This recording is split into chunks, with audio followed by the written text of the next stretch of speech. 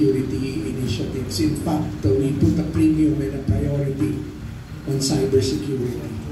Wala pa pong pagkakataon na compromise po yung internal security ng Meralco, sapagkat yan po ay ginugugulan namin hindi lamang ng expertise ng aming mga personnel, kung hindi lang ng panahon, kung hindi ng resources. We make sure that we are impenetrable. So far, we have been really been ahead of the curve.